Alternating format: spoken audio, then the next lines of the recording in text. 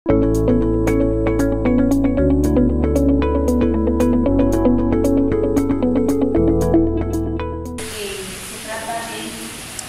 sancionar y erradicar la violencia contra la mujer, nos vamos a seguir a los tratados internacionales, como la Convención de Derechos para y la CEDAW. La CEDAW posiblemente lo que determina es o lo que establece es rechazar sobre todo cualquier forma de discriminación contra la mujer. Y la Convención de Derechos para sobre todo resalta el rechazo de todo tipo de violencia contra la mujer, tanto en el ámbito público como en el ámbito privado, entre otros como la debida diligencia por parte de todos los operadores de justicia para poder proceder a una atención inmediata y oportuna para las víctimas. Dentro de él tenemos un marco normativo.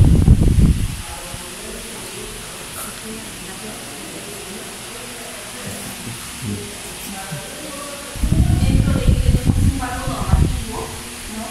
Que es nuestra Constitución Política del Perú, que dice que toda persona tiene derecho a la vida, a su integridad moral, psíquica, física y su libre desarrollo y bienestar, ¿no? Nadie puede perturbar nuestra tranquilidad ni nuestro desarrollo y libre desenvolvimiento. Asimismo tenemos la Ley 3364, que es de vigencia en noviembre de 2015, que establece toda forma de represión, sanción y reproche sobre los actos de violencia. Y ya más adelante vamos a ver estas últimas modificatorias posterior a la Ley 3364, que ha modificado algunos artículos de la Ley 3364 a fin de dar más protección a la víctima. Para aplicar esta ley, nosotros tenemos que tener en cuenta los principios. Estos principios que rigen esta ley nos van a permitir que frente a una contradicción, algún vacío en la norma, podamos interpretar esta norma en lo que más favorece para la protección de la víctima. Dentro de estos principios rectores tenemos, por ejemplo, el interés superior del niño, ¿no? Ese interés superior del niño que de cualquier situación de conflicto siempre se tiene que resolver lo que mejor favorezca al menor. Muchas veces existe de repente situaciones de conflicto familiar, ¿no? Ya sea por la disputa de la tenencia, los alimentos frente a los menores. Entonces, cualquier decisión que pueda tomar el operador de justicia debe previamente escucharse al menor, ¿no? Y tomar en cuenta la decisión del menor. Así también tenemos el principio de la debida diligencia, que exige que todos los operadores atiendan los casos de manera inmediata y oportuna a fin de poder procesar y sancionar al presunto agresor. Esto viene al caso, señalar, por ejemplo, el caso de María da Pena versus el Estado de Brasil. Habrán escuchado, es un caso internacional mediante el cual esta persona había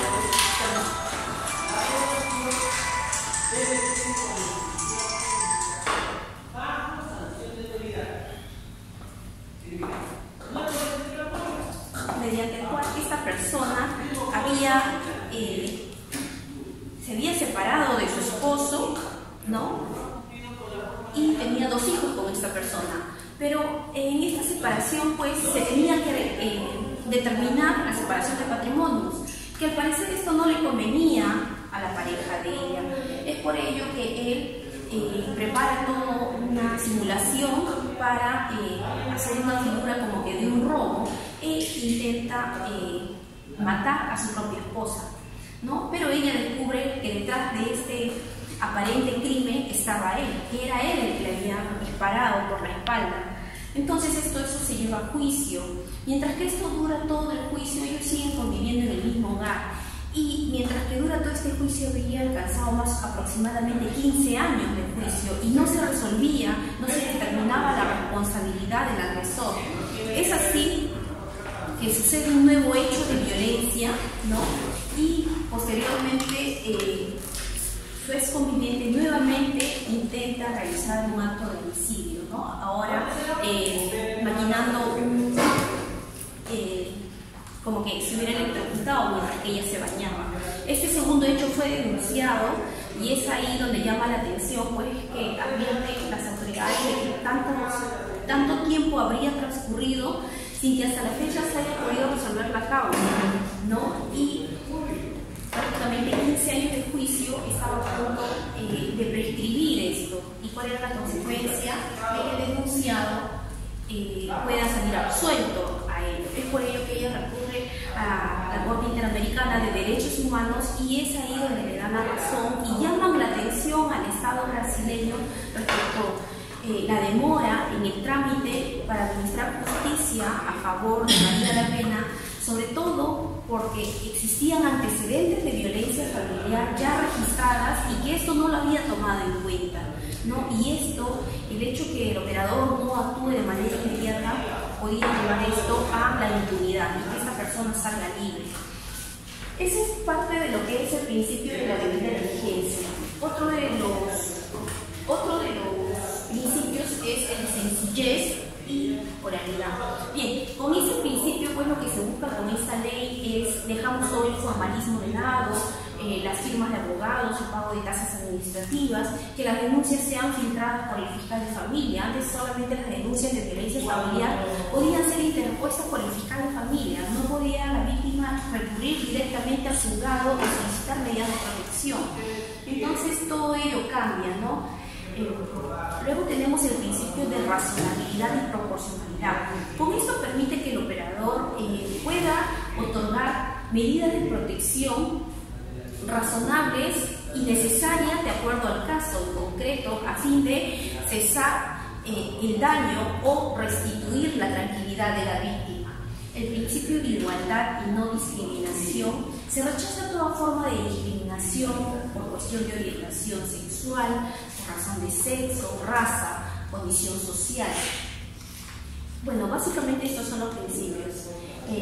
Cuando hablamos de violencia, ¿no? Y esta ley 3364 rechaza todo tipo de violencia hacia la mujer, vamos a ver que es no solamente en el ámbito doméstico lo que reprocha, sino también la violencia en contra de la mujer en la comunidad. ¿Y cómo vamos a ver una violencia contra la mujer en la comunidad?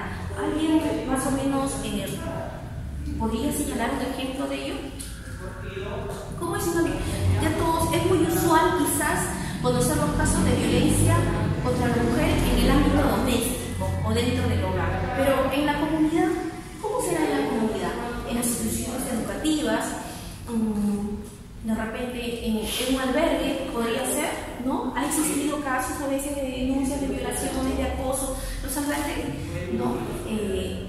En centros hospitalarios, a veces los mismos profesionales abusan de esa condición, ¿no? Entonces vamos a ver en estas instituciones donde existe un deber de responsabilidad, sin embargo, existe la violencia hacia la mujer. También la que dice la que es perpetrada, ¿no? O tolerada por los agentes del Estado. ¿En qué caso veremos ahí? El Estado o a través de sus agentes está realizando, ¿no? un hecho de violencia en contra de la mujer. ¿En qué casos, por ejemplo, habremos visto ello? ¿Recuerdan alguno? ¿Han tenido alguno? ¿Sí? La que es perpetrada por los agentes del Estado. A ver, se me viene a la mente el caso de Jessica González, un caso que llegó a la Corte Interamericana de Derechos Humanos. Ella pues era una mujer separada con su esposo y con quien tenía 3 hijas. Entonces esta mujer había obtenido medidas de protección por parte de un juez de familia. ¿Por qué motivo había tenido medidas de protección? Pues el padre de sus 3 hijas, que eran adolescentes, había en alguna ocasión ya atentado contra la vida de ella. Segunda razón era que también había atentado en contra de sus propias hijas. Y tercera razón es de que él también en alguna ocasión habría intentado suicidarse. Entonces, estos 3 elementos conllevaron a que el juez de familia, atendiendo el caso, pueda otorgarle medidas de protección a Jessica González, a efectos de que su ex conviviente ya no se acerque a ella. Y no solamente eso, sino que incluso ya no pueda realizar el régimen de visitas para sus hijas de modo abierto, sino que este régimen de visitas tenía que ser controlado, supervisado por intermedio de una persona, de una tercera persona. Sin embargo, él, lejos de respetar este mandato judicial, ¿no?, un día fue y recogió a las niñas del colegio. Mientras tanto, Jessica González no sabía dónde estaban sus hijas, entonces lo único que ella optó fue por llamar a la policía y pedir el apoyo. Sin embargo, la policía no quiso actuar inmediatamente, a pesar que se le puso en conocimiento que Jessica González tenía medidas de protección en favor de sus hijas, y más bien la respuesta de estas autoridades policiales fue: bueno, pues agradezca a usted que sus niños están con su padre, ¿no? Pero no era el hecho, a pesar que ella le decía: hay medidas de protección y son por esta razón. Habían transcurrido aproximadamente 11 horas y ya al anochecer se encontró en una camioneta al ex conviviente de Jessica González muerto, y cuando van a levantar la parte de atrás de la camioneta encontraron a las 3 muchachas adolescentes muertas. Entonces, ¿qué pasó ahí, no?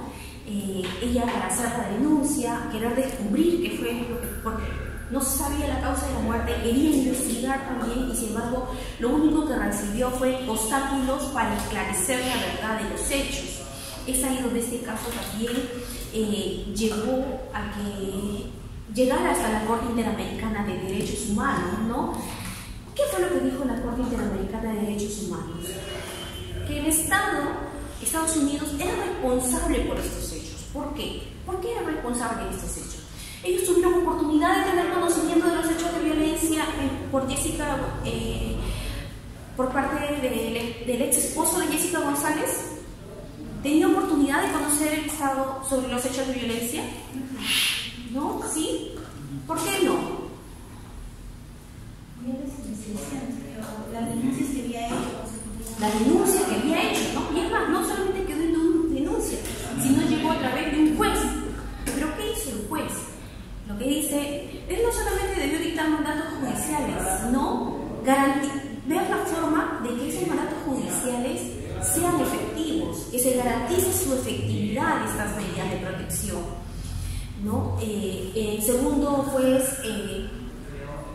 exhortación fue respecto, o mejor dicho, la defensa de las autoridades policiales era: bueno, a pesar de que existían las medidas de protección, nosotros no teníamos la forma de cómo identificar o cómo buscar a las menores de edad, ya que no se registró sus fotografías de las menores. Entonces no podríamos, si hubiéramos salido, no hubiéramos llegado a encontrarlo.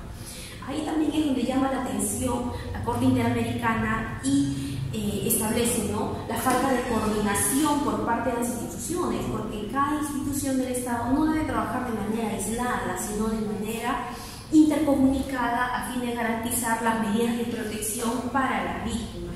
Entonces, y sobre todo la indiferencia, la inoperatividad de la autoridad policial, que a pesar de que se les llamó reiteradas veces, fueron más de 8 veces que se les llamó, se les puso en conocimiento de las medidas de protección, sin embargo no hicieron nada. Esas fueron las 3 razones básicas, ¿no?, por las que este caso llegó hasta el Tribunal Internacional. Y esa es pues una de las formas como el Estado o los agentes del Estado, ¿no?, también colabora con los hechos de violencia contra la mujer. Bien, cuando hablamos de esta ley 3364, no solamente protege a los integrantes del grupo familiar, sino también a la mujer. ¿A la mujer en qué sentido? No porque es adulta mayor de 18 años, sino a la mujer en su calidad de niña, adolescente, adulta mayor de 65 años, ¿no? Y también el segundo grupo es a los miembros del grupo familiar. Dentro de los miembros del grupo familiar vamos a tener en relación de pareja, que es el esposo, el ex esposo, el conviviente. También vamos a tener que tengan hijos en común, así nunca hayan tenido una relación sentimental, ¿no? Así como familiares en línea ascendiente o descendiente, y consanguíneos hasta el 4º grado de consanguinidad y 2º de afinidad, y las personas que tengan que vivir bajo el mismo techo. Esta ley también, con la ley 3819, lo que permite es la protección a la víctima. Ahora permite el derecho a una vida libre de violencia, y mediante esto pues lo que se busca es el derecho a la asistencia y la protección integral. ¿Cómo es el derecho a la asistencia y protección integral? Pues se le va a la víctima desde que recurre a la autoridad policial, supongamos hacer una denuncia, va a recibir el apoyo, la asistencia legal por parte del Centro de Emergencia Mujer, por parte del Ministerio de Justicia, del Área de Defensa de Víctimas. También ahora tenemos la UDAVI, la Unidad de Defensa de Víctimas y Testigos a cargo del Ministerio Público, que también cuenta con todo un equipo multidisciplinario para garantizar la vida de las víctimas, ¿cierto? ¿Han tenido ustedes la ocasión de experimentar ello en casos de víctimas? ¿Cuándo han tenido estos casos? Bueno, hoy en día la víctima tiene todo el apoyo legal, social porque hay una asistente social que continuamente puede ir a visitar el domicilio de la víctima, sobre todo cuando hay menores de edad o adultos mayores en estado de vulnerabilidad, ¿no? El apoyo psicológico, ¿no? A través de los centros de salud, hospitales, postas, se está brindando también terapias psicológicas posteriores, porque sabemos que en un inicio, cuando la víctima acude a una dependencia policial, va a ser entrevistada por un psicólogo, pero ese psicólogo que le va a atender en una primera oportunidad no es el que le va a hacer la terapia, sino es el que va a sacar el diagnóstico, ¿no? Para determinar la afectación psicológica, emocional, daño psíquico. Bien, y ya posterior se encargará pues el Centro de Emergencia Mujer a efectos de brindarle todo lo que es la terapia psicológica posterior para que se pueda restablecer y reintegrar. Bien, luego los derechos laborales, ¿no? Los derechos laborales para las víctimas en cuanto si la mujer es víctima de acoso, ¿no? De acoso sexual, de repente en una relación de subordinación por parte del jefe, podría pedirse también que pueda ser trasladada a otra sede. El hecho es que esté lejos o aparte del presunto agresor.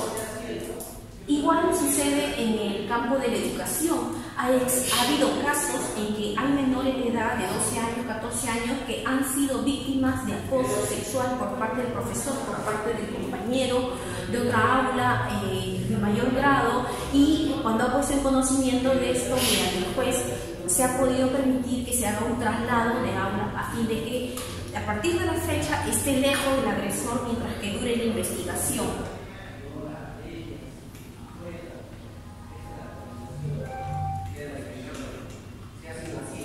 Bien, cuando vamos a hablar de definición de violencia familiar, se dice que es la acción, no solamente es el hacer, sino también es el no hacer. ¿Y en qué casos tenemos, por ejemplo, el no hacer? Que yo sin hacer algo estoy causando una lesión a la víctima. Por ejemplo, ¿se me viene un caso? ¿Quién tiene un deber de responsabilidad hacia... ¿La madre tendrá un deber de responsabilidad hacia su menor hija? Sí. La madre, el padre, tiene deber de responsabilidad sobre sus hijos menores de edad, ¿no? De repente los hijos mayores, exitosos profesionalmente, tendrán un deber de responsabilidad frente a sus padres adultos mayores en estado de necesidad económica. Sí. También. Sin embargo, teniendo ese deber de responsabilidad, y si no lo cumplimos, ¿no? Y si no cumplimos nuestro deber de cuidado, de atención, los adultos mayores, por ejemplo, necesitan alimentos especializados, necesitan ir más continuamente a los centros de salud, ¿cierto? Y si no hacemos eso, lo dejamos en estado de abandono, de nutrición crónica, ¿no? Que vamos a originar una lesión, ¿no? No estamos cumpliendo nuestros deberes y con eso estamos causando un daño físico, un daño a la salud. Entonces vamos a ver la violencia no solamente es el hacer, sino también el no cumplir nuestras funciones, nuestros roles como corresponde. Cuando hablamos de violencia, yo cito esta casación 246-2015, que si bien esta sentencia se pronuncia con la ley 26260, ¿no? Con la antigua ley, sin embargo, noto que todavía se sigue utilizando el contexto de que esta violencia tiene que estar en una relación de subordinación, se tiene que determinar entre el agresor y la víctima una relación asimétrica, se dice. ¿Cómo es una relación asimétrica o una relación de abuso de poder, uno más fuerte y otro más débil? ¿no? ¿Cómo podemos determinar esto? En este caso, por ejemplo, se trata de un señor que denuncia a su conviviente. Denuncia a su conviviente por haberle echado de la casa con su colchón a la calle. Entonces, este señor denuncia violencia psicológica y este es el punto rojo. Sí. Y cuando se somete a la pericia psicológica, una vez hecha la denuncia, se determina maltrato emocional, ¿no? Reacción mixta, ansiosa, depresiva, concurrente a violencia familiar. Asimismo, también dice desarmonía conyugal en relaciones inestables y disfuncionales. Entonces, ¿qué es lo que esto da motivo? El señor denuncia, obtiene una pericia psicológica aparentemente favorable, donde determina que es una persona que está sufriendo maltrato, ¿no? Y el juez declara fundada la demanda, ¿no? Y en ese entonces, con la ley 26260, ordena una reparación civil en contra de la denunciada por violencia familiar, en este caso la esposa.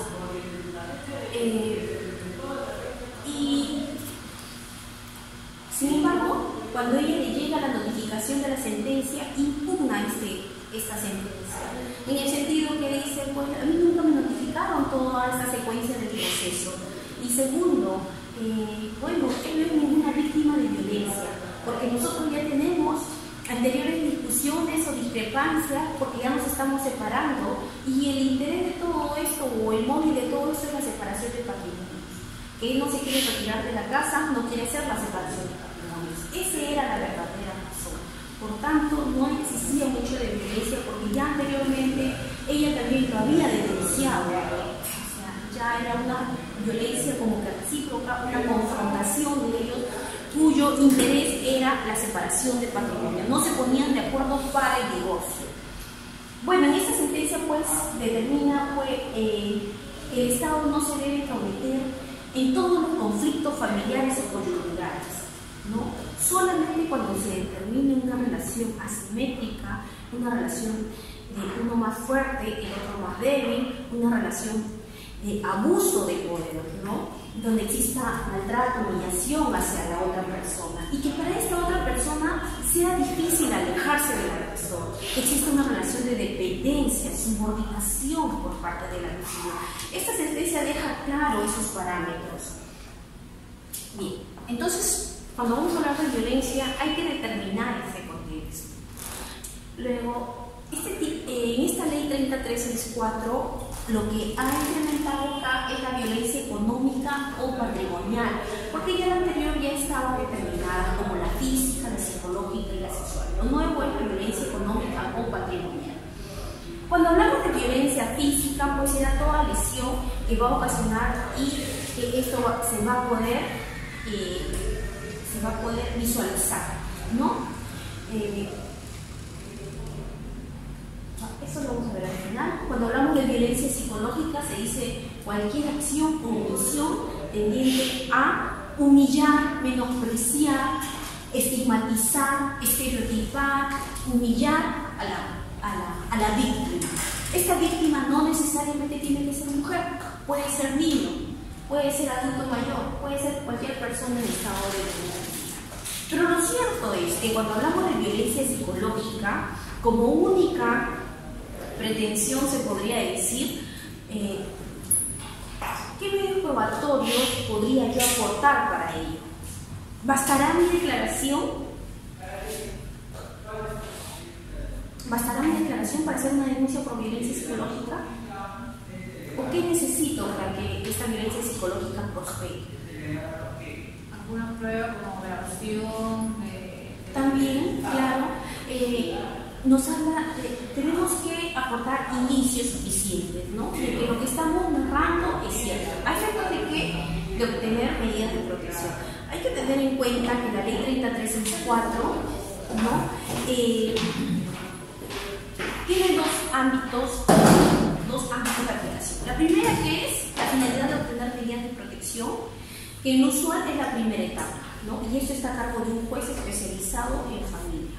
Y la segunda etapa es donde se va a determinar la responsabilidad del agresor, Y esto acá sí, cuando empieza esta etapa sancionadora de la ley 3364, se rige bajo otras reglas que ya son del Código Penal. Entonces, todas las diligencias tenían que cumplirse de acuerdo a las reglas del Código Procesal Penal, como es todo las garantías del contradictorio, ¿no? Que todas las diligencias siempre tengan que estar asistidas por abogados. Entonces, como dice su compañera, en un primer momento, si yo quiero obtener medidas de protección, ¿no?, inmediatas para prevenir un daño mayor o para cesar en el momento un hecho violento, bueno, en el plazo de 3 días máximo yo podré aportar suficientes indicios, efectos que el juez de familia me otorgue esa medida de protección. Y ahí pues podría aportar, como dice su compañera, de repente un material fílmico, ¿no? ¿Qué más?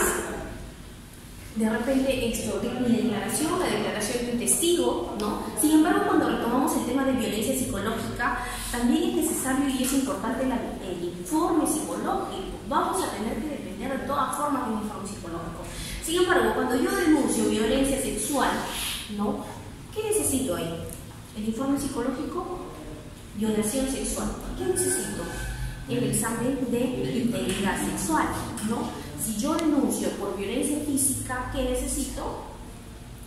El examen de integridad física, ¿no? Entonces, ahora, hay que diferenciar que cuando tenemos una denuncia por violencia sexual como violencia física, como que está intrínseca, adherida a la violencia psicológica, ¿cierto? Sin embargo, cuando es solamente violencia psicológica, es más difícil de probar. Es por eso que les digo, en violencia psicológica es más difícil probarlo y por eso siempre vamos a requerir del apoyo profesional de psicólogos, y para que esto sea válido en la vía penal será de psicólogos forenses. Pero así mismo hay que tener en cuenta que no todo informe psicológico va a vincular, pues, como en este mismo caso. Se emitió un informe psicológico que determinó que el señor había sido víctima de maltrato, ¿cierto? Pero, ¿qué es lo que dice esta casación? El informe psicológico es el que le va a permitir dar mayores luces, el que va a poder ilustrar mejor el panorama, pues, ¿no? Pero es el juez el que va a determinar la vinculación del delito, que ese hecho sea atribuido al denunciado. ¿Por qué? Porque puede ser que la víctima ahorita termine, de repente esté padeciendo maltrato, esté con un estrés, ansiedad y todas las características que dicen propias del psicólogo. Sin embargo, es trabajo del juez determinar con suficientes elementos probatorios, verificar, ¿no?, que ese hecho haya sido consecuencia de la acción del denunciado. Puede ser que de repente hace una semana falleció un familiar muy cercano a mí y yo el día de hoy tengo una discusión con mi pareja y definitivamente mi reacción va a ser diferente, ¿no?, a que yo estoy siempre en un estado emocional normal y de un momento a otro tengo una discusión con mi pareja. Entonces, como que depende de los hechos anteriores que he tenido, puedo ser más vulnerable. Es por eso ahí el trabajo del juez, determinar la vinculación, ¿no?, la vinculación, que este hecho sea atribuido al denunciado. Y es por eso que también establece que no todo informe psicológico va a vincular al juez. El juez, en otras palabras, ¿el juez se puede apartar de un informe psicológico? Sí, de verificar que esas circunstancias en que la víctima está sufriendo, está padeciendo, no son atribuibles al denunciado. Por otra razón, por razones de forma, de repente, el informe psicológico no es coherente, ¿no? Puede ser debatible, puede ser cuestionado por otro perito de parte, ¿cierto?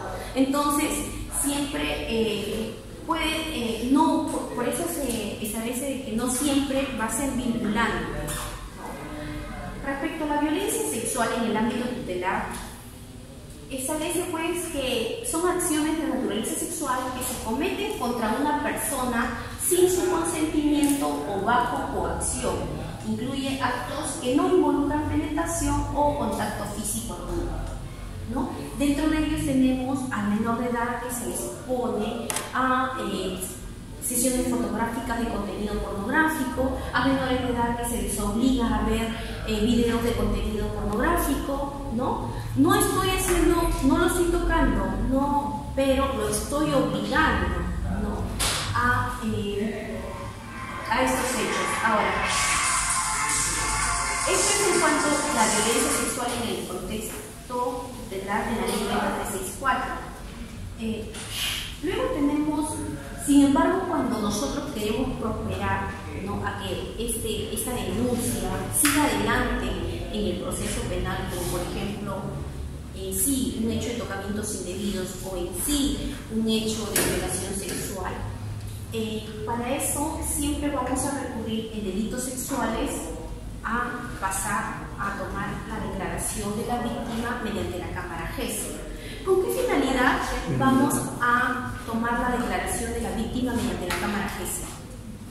¿Cuál es la finalidad?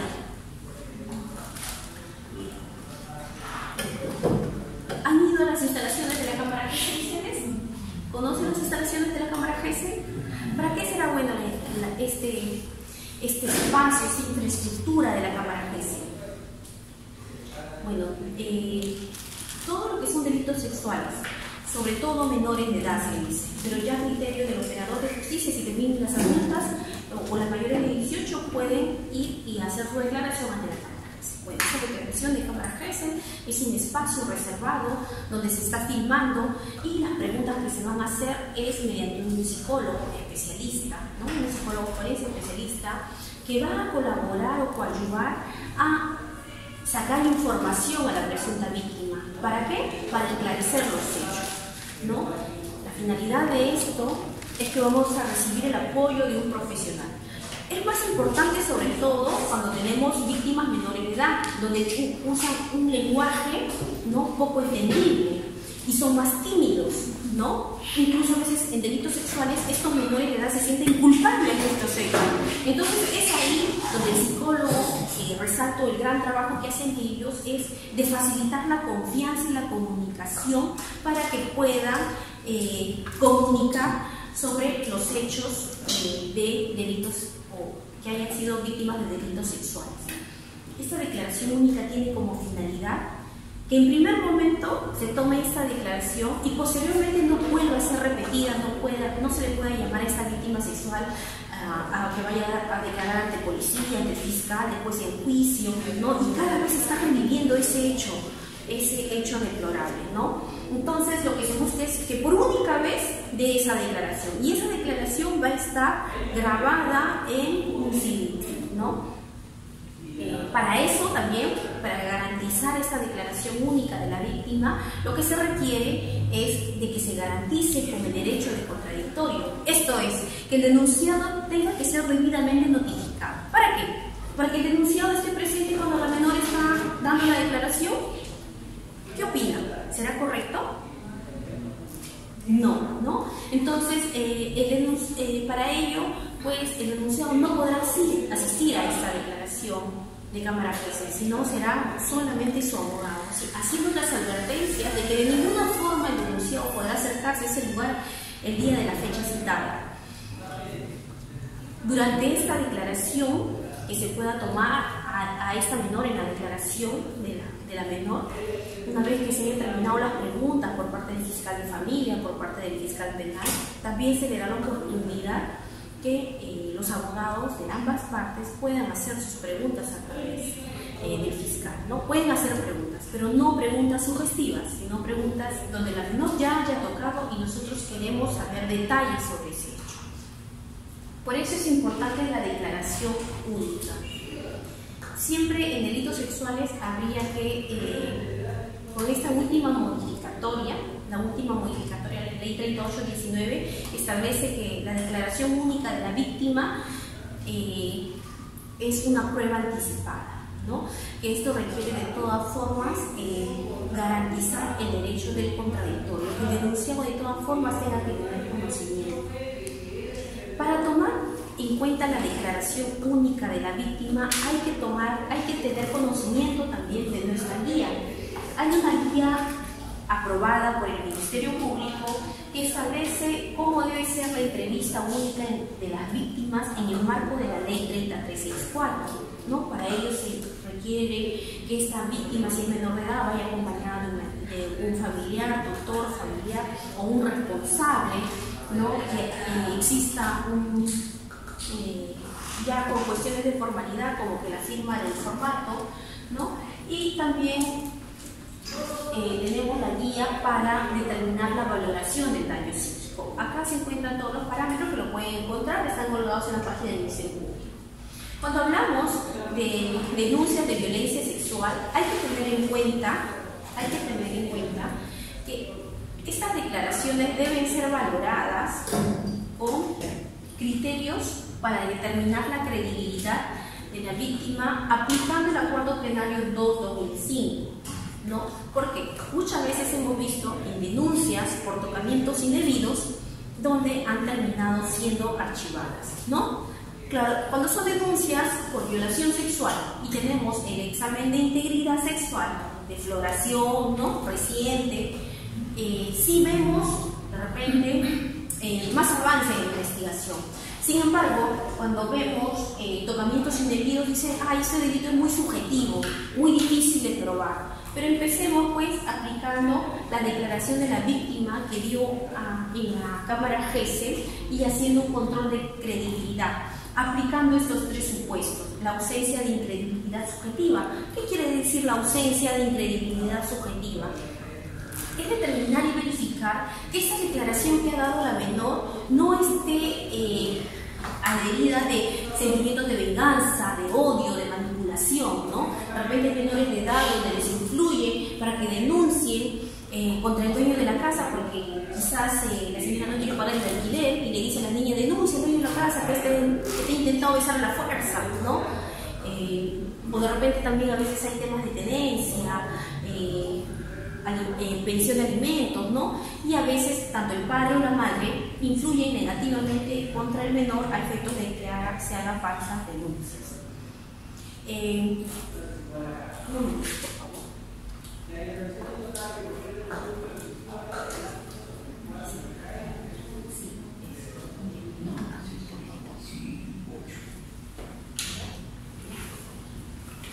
Disculpen, lo que pasa es que estoy en turno.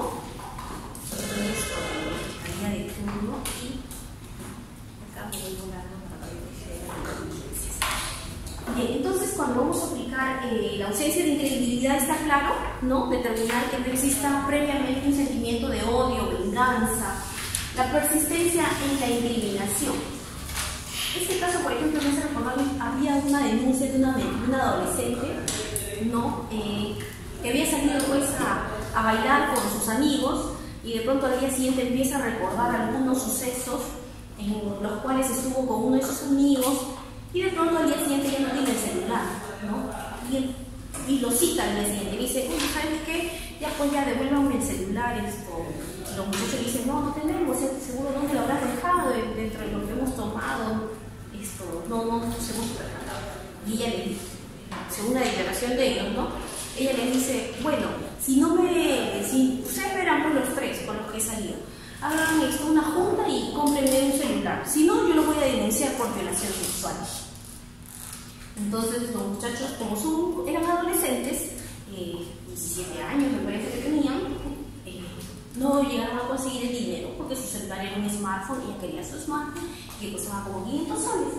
Entonces ella le contó a la mamá y fueron a hacer la denuncia. Entonces,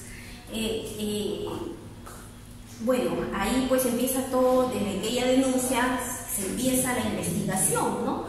Y bueno, el examen de integridad sexual sale la defloración, pero también sale con esto de residentes antiguas, ¿no? Con esas características, y de repente el examen toxicológico también sale con estado de embriaguez de ella, también de los tres muchachos.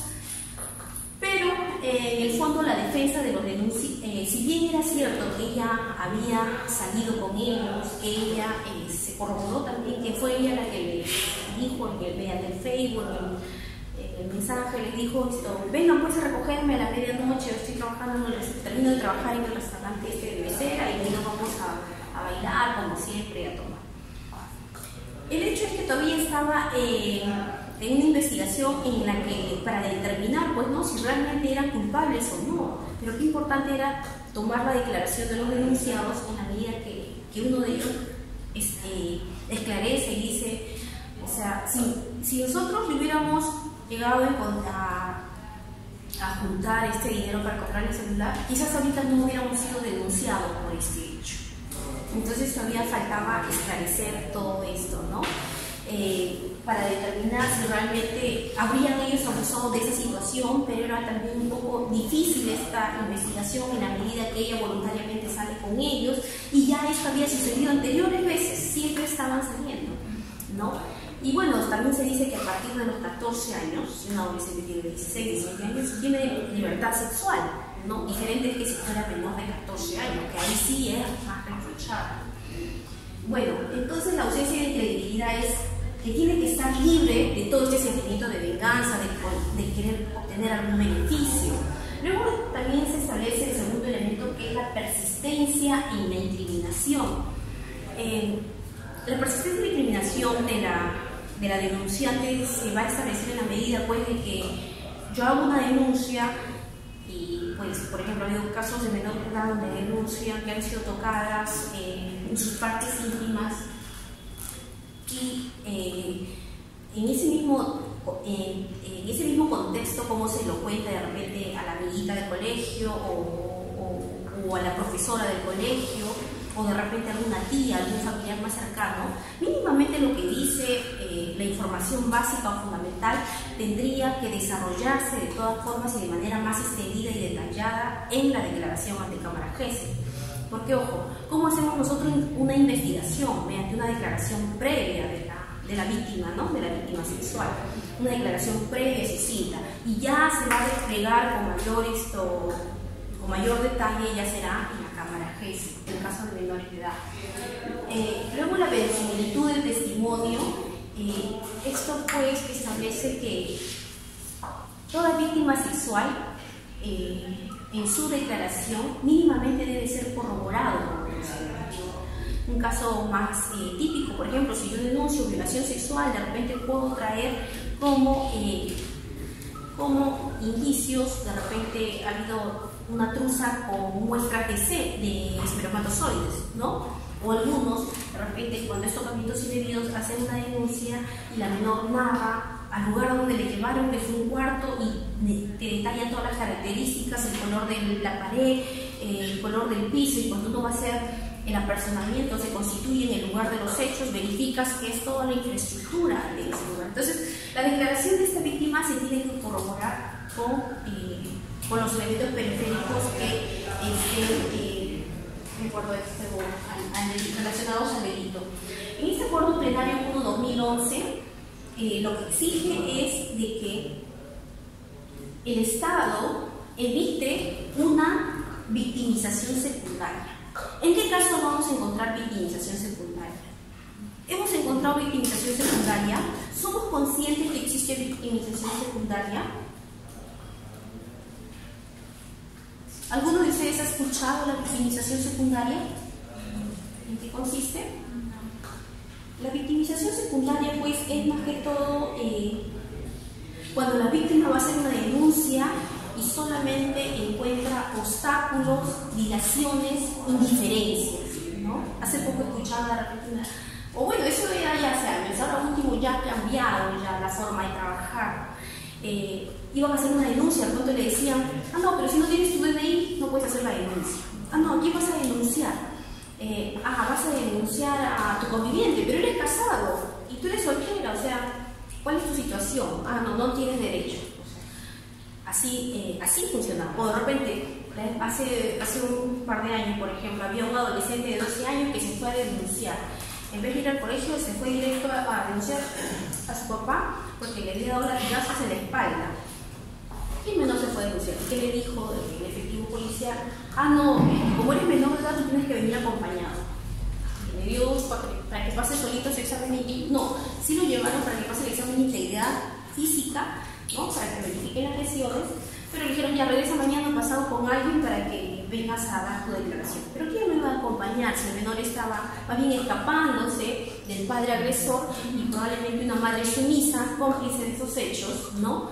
Donde él más bien tomó la valentía y el coraje de hacer una denuncia y más bien vio estos obstáculos. ¿no? O de repente en casos de delitos sexuales, vemos muchas veces se les llama o cita para las cámaras GESEL y después nos citan de acá a un año, o 8 meses, 6 meses, 3 meses, 4 meses. ¿Y qué pasa cuando son víctimas sexuales de 8 años, 7 años? ¿Tendrán una agilidad para recordar como un adulto? ¿O se torna más difícil la prueba para que ellos puedan recordar cómo sucedieron esos hechos, ¿no? Entonces, esa es la victimización secundaria. Recuerda que les decía la debida diligencia, atención inmediata y oportuna por todos los operadores de justicia, desde policía, desde el la vez pasada había una señora, ¿no?, donde estaba cargando su bebé en una manta y decía, vengo a denunciar, eran las 11 de la noche, y te decía el efectivo policial, pero otra vez vienes a denunciar. Ay, pero tú denuncias y después te vas. ¿Y ahora para qué vas a denunciar? Entonces, estos operadores de justicia lo que tienen que identificar también es el ciclo de violencia familiar, ¿no? Entender por qué estas víctimas muchas veces denuncian y después retiran los cargos, como quien dice, ¿no? Es parte de lo que vamos a conocer más adelante. Vamos a ver también la violencia económica o patrimonial, ¿no?, la que es la perturbación de la posesión, la tenencia o propiedad de sus bienes, ¿no? Perturbar, limitar la propiedad de los bienes del otro. ¿Con qué finalidad? De seguir manteniendo el dominio, la subordinación de la víctima. Solamente en ese sentido podríamos ir por la ley 30364. La pérdida, sustracción, destrucción, retención o apropiación indebida de objetos, instrumentos de trabajo. Había un caso, por ejemplo, hace un par de años, donde un señor denunciaba a su esposa en Huancayo, que decía que él había sacado muy esforzadamente, obtenido su grado de magíster como docente y iba a venir a trabajar acá a Lima a ejercer la docencia en una universidad. Entonces, me cuenta contento esta nueva noticia y la esposa que hizo, llena de celos, dijo, no, ahora te vas a ir a Lima y me vas a abandonar y me vas a dejar acá sola con mis hijos. Entonces lo que hizo fue romperle el título, el grado de magíster, le dijo, ya no te vas. Entonces él fue a denunciar violencia económica. ¿Qué creen? ¿Se adecuaría o no? Si a ustedes le rompen su grado de magíster y justo las fines de semana lo tenían que presentar porque ya le habían dicho ya estás aprobado, ¿qué opinan ustedes? ¿Sería? Nos están limitando nuestros recursos económicos, ¿no? ¿Con qué finalidad? Por el temor, el miedo, ¿no?, de que esta persona se va a alejar. Bien, la limitación de los recursos económicos destinados a satisfacer las necesidades o privación de los medios indispensables para vivir. De repente se han ido alguna forma, por ejemplo, de los adultos mayores, ¿no?, donde se les encomienda para que alguno de sus hijos, con el que tiene mayor confianza, administre sus bienes. Sin embargo, ellos en un inicio se administran, proveen bien los alimentos para la salud y todo del adulto mayor y después se desentienden de todo esto, ¿no? Se desentienden, los dejan de lado. Había, por ejemplo, un caso de un adulto mayor en el cual uno de sus hijos se quedó ahí al cuidado del adulto mayor y al poco tiempo de pronto ya no compraba víveres. Cuando la asistenta social fue a hacer la visita en el domicilio, encontró dentro de la refrigeradora, en vez de productos alimenticios, puras bebidas alcohólicas, al señor en un rincón de la casa, ¿no?, todo descuidado, con falta de higiene, ¿no? Entonces es una limitación de los recursos económicos. Había también otro caso, por ejemplo, 2 menores de edad que habían sido víctimas. Estos 2 menores de edad habían, su madre había fallecido, por tanto se quedaron con custodia del padre. El padre a los 3 meses se queda con la casa, administra las rentas y de pronto trae a la nueva novia. Y la nueva novia, entonces, los dos empiezan a administrar las rentas de alquiler, ¿no? Y empieza a vivir y encima maltrata, humilla, menosprecia a los menores, los trata como empleados, no los manda al colegio, los insulta y además ellos, en vez de trabajar reiteradas oportunidades, muchas veces a la semana, venían ebrios, paraban dormidos todo el día y no hacían los cuidados que requieren los menores. Entonces este hecho llevó a que la tía denunciara ese hecho, ¿no?, contra el padre biológico y la nueva pareja. Entonces se determinó mediante un informe social esta situación en la que vivían los menores, donde no tenían un buen cuidado, donde lamentablemente solo estaban bajo la custodia y dependencia del padre biológico, y al no haber un control de la madre, como que él abusaba, y más aún estaba más empoderada la nueva pareja de este señor, ¿no?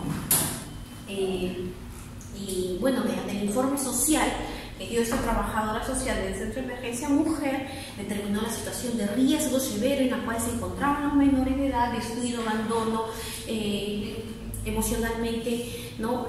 Mal, y también el informe psicológico apoyó para que posteriormente el juez de familia pueda otorgar medidas de protección.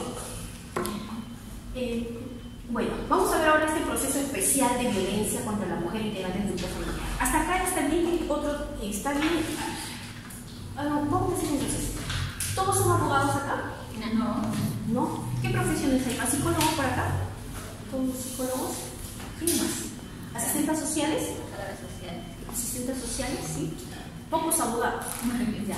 Lo que pasa es que tengo que saber cómo expresarme y también qué cosas más quieren aprender. ¿Está bien saber de lo que estamos hablando o quieren algo más? Porque una parte es el tema de violencia familiar y la otra parte es de feminicidio. ¿Bien? Sí. ¿Está bien? Sí. ¿Quieren que resalte algún punto más por ahí alguien? Sí, una pregunta. Sí. El tema de cámara GESE, como usted me lo ha dicho, hay mucha demora en cuanto a las citaciones.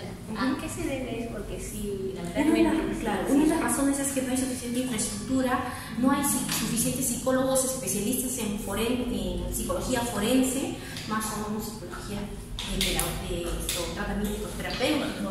Recién es una nueva rama de la psicología forense. Por otro lado, la infraestructura que cuesta un montón, el sistema también todo el trabajo en equipo en sí. No hay suficientes medios económicos para que pueda soportar ni suficiente personal para llevar a cabo. Es por eso que son pocas, y dentro de este poco no satisface toda la necesidad para la atención de estas víctimas de violencia sexual. Yo podría decir que en Lima hay mayor número de delitos sexuales que el tema de feminicidio, más ese número, sino que son cifras ocultas, ¿no? Bien, entonces, ¿alguna otra pregunta hasta acá? Consulta. ¿Violencia patrimonial hay sanciones? Violencia económica, por ejemplo, en situaciones de abandono o exposición en peligro, ¿no? Es la que más se adecua a ello, ¿no? Por ejemplo, en el caso de adultos mayores, que lo pone, que en vez de cumplir el rol, el deber de cuidado, sabiendo que esta persona tiene demencia, ¿no? Y la dejan libre, no hay un control, un cuidado, las están exponiendo, ¿no? Entonces sí, muchos de estos casos sí son denunciados por exposición al peligro de abandono. Muchos sí lo relacionan respecto al tema patrimonial con el delito de omisión a la asistencia familiar, ¿no? Sin embargo, yo desde mi experiencia digo, esta ley ha sido creada a fin de evitar el alto índice de feminicidio, y por eso se creó en un plazo tan breve de 3 días, donde el operador de justicia tiene que trabajar inmediatamente, desde la policía, el fiscal, el juez, ¿no? Muchas veces nos tenemos que trasnochar y atender la gran demanda de temas de violencia familiar. ¿Pero para qué? Para evitar temas de feminicidio. El hecho que el progenitor no esté satisfecho con la pensión de alimentos que se le puede asignar, hay otros mecanismos legales como el aumento de pensión de alimentos, incluso hasta se puede denunciar por omisión a la asistencia familiar por casos de flagrancia, o sea, es más rápido y más expeditivo, ¿no? Esas son, hay otras vías alternas utilizando otras leyes especiales para ello, pero no creo adecuado que porque no me pasa la pensión, yo me voy para que aplique la ley 364, ¿no? Porque esto tiene más que todo otra finalidad. Salvo en otros casos que ahorita vamos a ver al final. Bueno, supletoriamente vamos a aplicar el Código Procesal Penal, el Código de Niños y Adolescentes, el Código Procesal Civil para las medidas cautelares. ¿Quiénes participan en la audiencia oral? Estamos hablando de la etapa preventiva para obtener medidas de protección, ¿no? En el caso de adultos, pues se lo puede familia, la víctima, el denunciado o el agresor, Acá, pues, como les decía, acá prevalece el principio de sencillez, oralidad, todo es rápido, por eso no se le exige que esté presente el abogado. Opcional, dice, ¿no? La norma dice, opcionalmente el abogado puede estar. En caso de violación sexual, de todas formas, los operadores de justicia deben de viabilizar la asistencia de un abogado de víctimas, ya sea del Centro de Emergencia Mujer o del Ministerio de Justicia. Y en el caso de menores de edad, la diferencia es que acá siempre va a estar el fiscal de familia, ¿no? Y el proceso es reservado. Ese es en el caso de audiencia oral ante el juez de familia para obtener medidas de protección. ¿Cómo se lleva a cabo la audiencia? La audiencia se puede llevar con la parte denunciante solamente o también con el denunciado. Vamos a ver cuáles son las razones de actuar. ¿Ya? En esta audiencia se va a actuar todos los medios probatorios o elementos de convicción de actuación inmediata. O sea, si tengo el informe social que me pidieron en ese mismo día, bien. El informe psicológico, declaraciones testimoniales. De ninguna forma, por ejemplo, ¿cuál es un medio probatorio que no es de actuación inmediata? Pruebas de ADN, pruebas de restos de huellas por arma de fuego, ¿no? Ese tipo de pericias. O quizás otras de repente piden que se oficie a la municipalidad para que nos alcance el material fílmico que estaba en la esquina, ¿no? Videovigilancia, ¿no? Las cámaras de videovigilancia, que se oficie, que se informe. Eso se demora 15 días, un mes hasta que nos informe. Entonces, si aceptamos esos medios probatorios, que vamos a conseguir que se dilate más el proceso, y eso va en contra de la naturaleza de la ley 30364, cuyo plazo máximo es de 3 días para que el juez resuelva las medidas de protección. Es cierto, es claro que este plazo no se respeta. ¿Por qué? Porque una de las razones también es la excesiva la demanda, ¿no?, de las usuarias, también la agenda, ¿no? Recién está haciendo la tendencia de la justicia especializada, ¿no? Jueces especializados en violencia familiar, fiscales especializados en violencia familiar. Recién estamos yendo por esa tendencia. Mientras tanto, otros jueces están viendo temas de violencia familiar y a la vez están viendo divorcios, tenencias, régimen de visitas, y eso satura la carga. Pero en la medida posible, cuando son casos muy urgentes, sí se está cumpliendo con ese plazo. Medidas de protección, entonces el juez es el que va a decidir si otorga o no otorga. Hay casos donde no otorgan medidas de protección porque no existen suficientes indicios. Dice, esta persona me humilló, me insultó, me amenazó, me dijo, pero no lo pudo manifestar con mayores detalles, simplemente fue una imputación como que muy ligera y que tampoco pudo ser corroborada con otros elementos. Es posible, sí, dígame. ¿Qué se refiere con el informe social? ¿Perdón?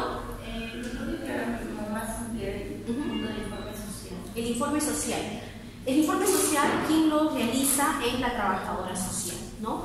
Es la trabajadora social quien pide este informe social. Es ella la que se va a introducir al domicilio de la presunta víctima y determinar la situación en la que vive, las condiciones de vida de la víctima. Si estas condiciones, por ejemplo, un informe social que me apoyó bastante fue en el caso de una adolescente de 15 años que había denunciado violación sexual por parte del padrastro, ¿no? Y en este caso, quien le había apoyado para hacer la denuncia era la vecina. ¿Por qué? Porque la madre era cómplice de este hecho de violación sexual o tentativa de violación por parte del padrastro. Entonces, dentro de una de las diligencias que se buscó mientras que se tomaba la declaración de la menor era la visita social del Centro de Emergencia Mujer. Cuando la trabajadora social pudo introducirse al domicilio donde vivía esta víctima, pudo verificar de que esta familia, ¿no?, la menor vivía junto a su madre, el padrastro y sus 2 hermanos menores, y que estos vivían en una sola habitación, y que en esta sola habitación había 2 camas que estaban juntas, y prácticamente vivían en una situación de hacinamiento. No había privacidad, no había intimidad, ¿no? Si una pareja parecer pues todo esto sucedía, se revelaba delante de los niños. Pero más que todo fue un elemento importante que ella estableciera como, porque ese es un elemento más del informe social, ¿no? La descripción de ello era que estas dos camas estaban juntas. Y definitivamente cuando la menor hace la imputación, el denunciado lo niega todo. Pero cuando se le pregunta cómo sucedían estos hechos, la menor decía, bueno, yo duermo para este lado, pegado a la cama, de ahí duerme al medio mi media hermana menor, y seguidamente viene el denunciado, duerme acá, y al otro extremo de la cama duerme mi mamá. Esa forma como dormía, ¿no? Fue ratificada por el denunciado. ¿Y que no se dio cuenta? Porque se les toman las declaraciones en espacios separados, ¿no? Sin embargo, la madre había dicho cosas diferentes. Había dicho, no, mi hija duerme por allá, de ahí duerme mi hijita menor, y seguidamente duermo yo, y mi conviviente duerme al otro extremo de la cama. Esas contradicciones, ya, ¿a quién va a aportar mejor, ¿no? Para la víctima, ¿no? Y saca a la luz o refleja la conducta obstruccionista, ¿no? De ocultamiento por parte de la progenitora, ¿no? ¿Qué necesidad tenía ella de ocultar esa verdad? Y bueno, y respecto a lo que ella decía, que todo duerme prácticamente en esta cama juntos, ¿cómo se puede verificar como parte del informe social que había dicho? ¿No? Estas camas están...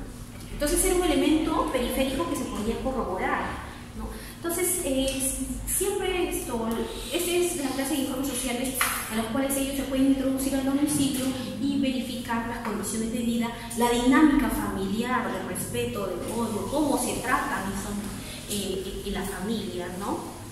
Eso también es muy importante. ¿Está claro ahí? Los informes sociales, ¿sí? Entonces, está prohibido en el proceso específico. Otro caso también importante, si pueden verificar, respecto al informe social, es el caso de Atala Rifo. No sé si han escuchado. Es un caso emblemático en el cual Atala Rifo es una magistrada chilena, ¿no? Que llevó a juicio al Estado de Santiago de Chile. ¿Por qué? Porque ella pues venía de una relación de convivencia en la cual se había separado y ya tenía 2 hijos adolescentes. En ese interín, que ella lleva 3 años de separada, su ex conviviente iba, hacía el régimen de visitas, visitaba y se iba, ¿no? Sacaba a los niños y se iba. Ya al tercer año de separado ve que de pronto ella ya no está sola, sino ahora tiene una nueva relación. Y esa nueva relación es una pareja del mismo sexo de ella, ¿no? O sea, es una pareja lésbica, ¿sí? Es algo lo cual él no aceptó, y ahí siguió él una lucha por conseguir la tenencia y custodia de sus hijos. ¿Por qué? ¿Cuál era el fundamento de él? Él decía, ¿no? No es posible de que mis hijos estén viviendo con ella porque van a percibir posteriormente el rechazo de toda la sociedad de Chile, porque es una sociedad conservadora, ¿no? Y más adelante mis hijos van a ser perjudicados por el reproche social de las conductas que hace su madre. Como segundo fundamento decía, además, como ella hace ingresar a su pareja lésbica dentro del domicilio, ese tipo de parejas tienen relaciones sexuales que terminan en enfermedades de transmisión sexual, es conocido eso. Entonces eso también puede llevar en el futuro que mis hijos se puedan enfermar de alguna enfermedad, puedan contraer algún tipo de esas enfermedades. Y bueno, entonces el caso de Atala Rifo pues aporta como medios probatorios, ¿no? El informe social, y trae una trabajadora social a efectos de que se introduzca en su domicilio, pueda ver la dinámica familiar en la cual ella se desarrolla, se desenvuelve día a día con sus 2 hijos adolescentes. Y el informe social que ella había aportado determinaba pues de que hay una buena dinámica familiar de respeto, ¿no? Y buen desenvolvimiento en la familia, los menores, que ellos no se veían afectados por la relación de pareja. Mientras que el informe social que había aportado la expareja de Atala Rifo pues determinaba de que no, el análisis que hizo fue sobre hecho contrario. O sea, fue un gran aporte ese medio probatorio del informe social que dio esto a Carapeco. Yo sé que para muchos es debatible, hay algunos que dicen, no, es la religión, ¿no? Pero bueno, ese es el caso de Atalaya. Si quieren leerlo, lo pueden buscar en Google. Bien, cuando hablamos en el proceso especial de la ley de violencia familiar, la ley 30364, lo que se prohíbe es la revictimización. Como les había dicho, cuando la víctima va a hacer su declaración a nivel policial, se debe prevalecer que sea suficiente. Solamente si hay alguna ambigüedad, algún vacío, de repente que tenga que ahondar en algún detalle, solamente para eso se le llamará juicio. Pero de ninguna forma va a ser de que lo que declara a nivel policial nuevamente se le va a llamar al juzgado para que se ratifique del contenido y firma y su denuncia y se le vuelva a preguntar lo mismo, como antes se solía hacer. De ninguna forma, eso ya no es así. Solamente se le llama para ampliar o esclarecer algún hecho antiguo. La retractación no está permitida porque los operadores de justicia lo que deben de reconocer es la teoría del ciclo de violencia familiar. Ya ustedes lo deben haber escuchado, ¿no? La teoría del ciclo de violencia familiar, que es la acumulación de tensión, ¿no? Que es la forma como el agresor o la agresora busca manipular, alejar a la víctima del entorno familiar, del entorno social, y una vez que ya la tiene ahí, y basta que en un momento la víctima no le haga caso, él saca a relucir su carácter violento, ¿no? Mediante una agresión física, psicológica o insultos, y entonces después la víctima determina cómo ha podido ser posible que de repente le agreda, ¿no? De esa forma, y está dispuesta a retirarse del hogar o apartarse de él. Pero ¿qué es lo que hace el agresor? Muy absolutamente le pide perdón, ¿no?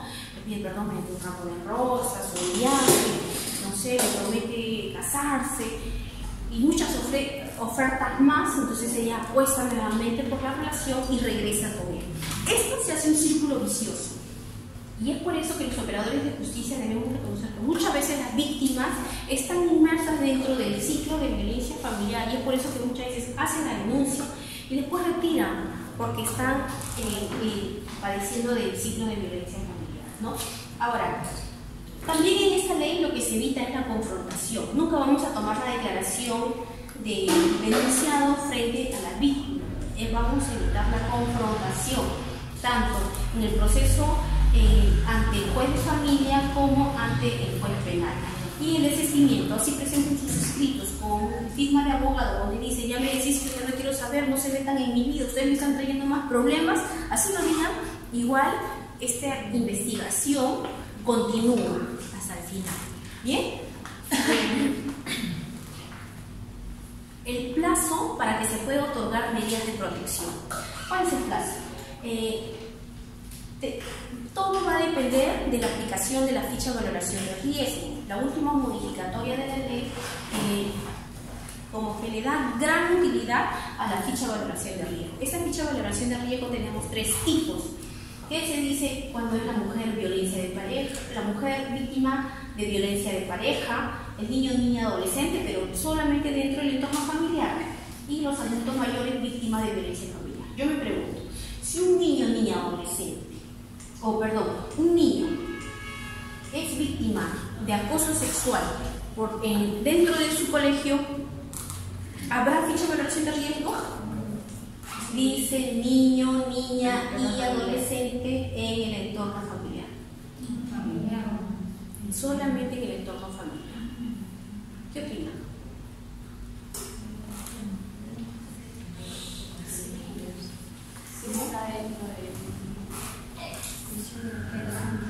Otros dicen, algunos magistrados dicen no está dentro de la ficha de valoración de riesgo, por tanto váyase por otra vía procesal. Pero por la ley 30364 no, de repente por un proceso de contravención. El menor que intentan abusar sexualmente por parte del profesor, ¿no? Por parte del compañero de mayor grado, ha habido muchos casos de eso.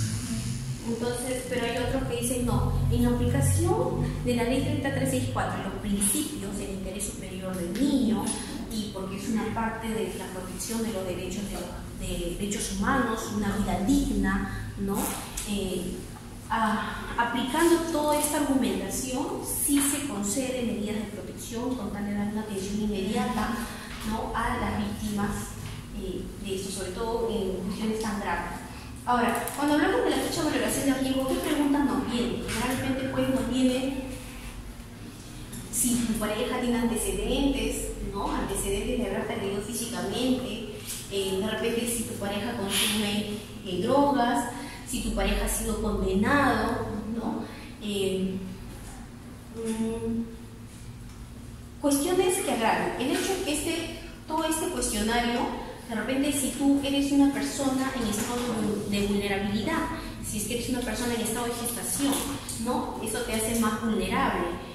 Todo esto va a determinar un puntaje y este puntaje se va a determinar, ¿no? Dice, será riesgo leve cuando el resultado salga de 0 a 12, será riesgo moderado cuando el resultado salga de 13 a 21 y riesgo severo de 22 a 44, el resultado del puntaje. ¿No? Recuerden que todo esto tiene un puntaje y al final se hace la suma de todo ello. Bien, cuando sea riesgo severo, la norma dice que ese juez el que tiene el plazo de 24 horas para dictar medidas de protección. Pero si la ficha de valoración de riesgo sale con un resultado de riesgo leve, de acuerdo al puntaje, entonces el juez podrá dictar medidas de protección en un plazo de 2 días. Y plazo para otorgar medidas de protección. En caso que no se determine si es riesgo leve o moderado, entonces en su defecto será el plazo de 3 días. ¿Estamos claros hasta ahí? ¿Alguna otra pregunta? ¿Hasta acá? Estas medidas de protección. Estas medidas de protección sirven para prevenir, para cesar el daño, ¿no?, parar el daño o para evitar un riesgo mayor. O de lo contrario, restituir los derechos.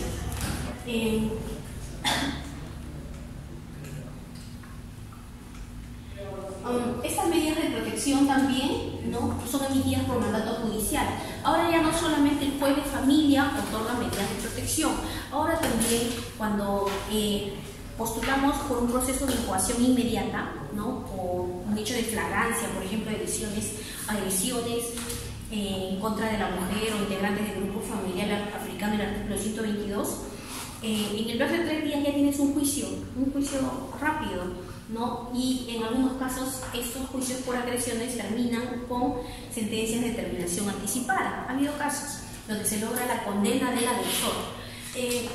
Ahí, por ejemplo, el juez penal también tiene la obligación de dictar medidas de protección. O sea, no solamente el juez de familia. ¿Por qué les digo eso?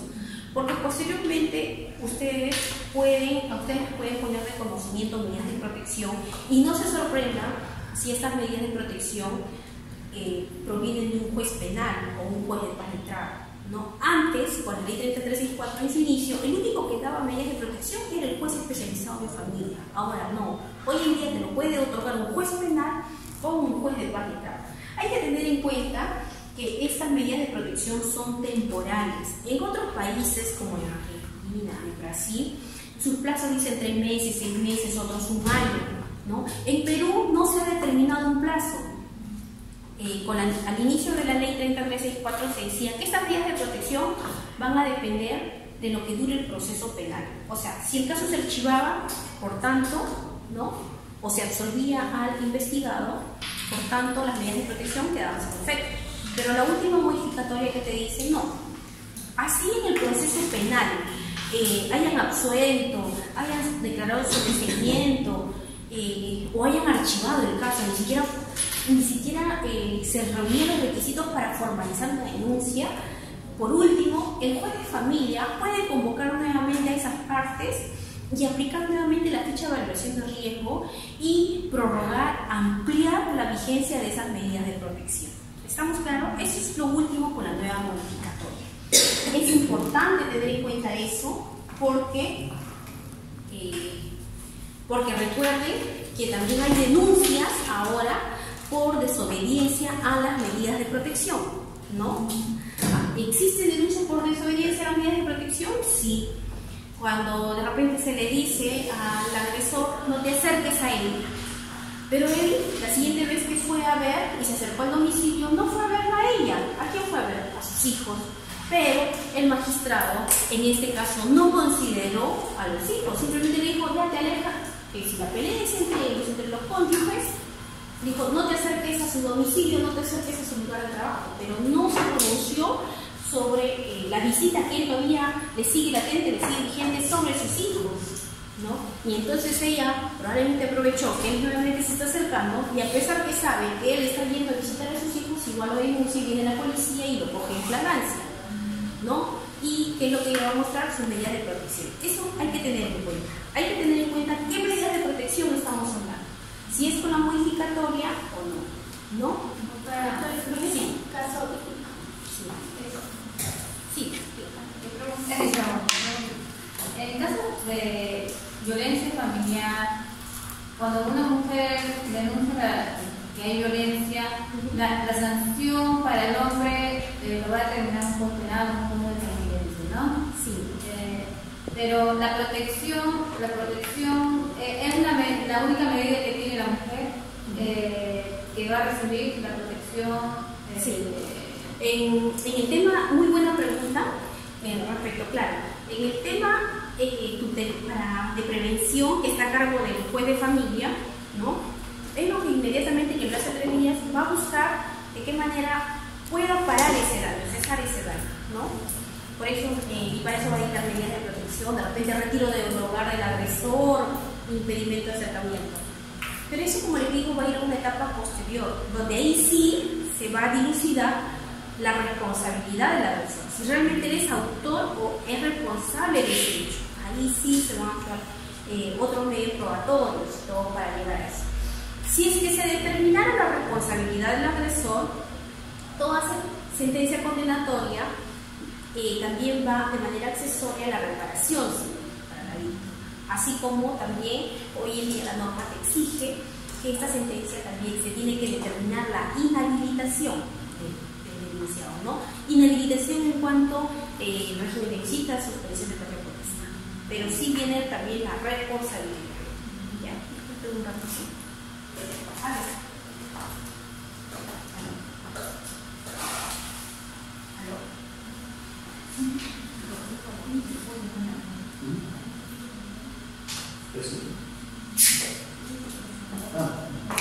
Entonces, criterios para dictar medidas de protección.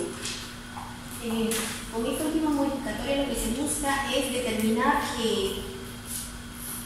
más elementos para que la resolución judicial del juez de familia tenga mayor sustento. Antes solamente era la ficha de valoración de riesgo, ahora no. Dice, el juez de familia tiene que determinar la relación que existe entre la víctima con la persona denunciada, ¿no? Esta es una relación de subordinación, de dependencia. La condición de discapacidad de la víctima es una situación más agravante. La gravedad del hecho y la posibilidad de una nueva agresión.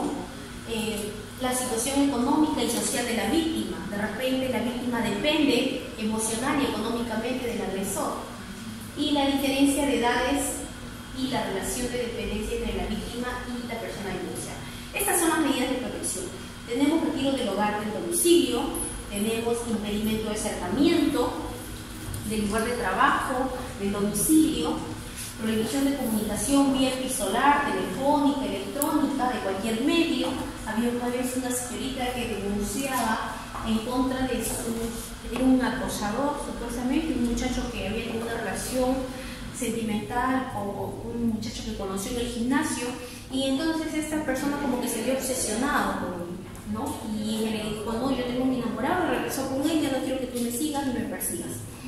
Pero entonces se ordenó las medidas de protección, impedimento de acercamiento, pero luego dicen que este muchacho la seguía por el Facebook. Cada vez que ella ponía una foto pública, le daba like, o de lo contrario, lo iba a visitar también a los familiares o amistades en común. O sea, cuando mantuvieron esta relación ni se acercaba y después sí.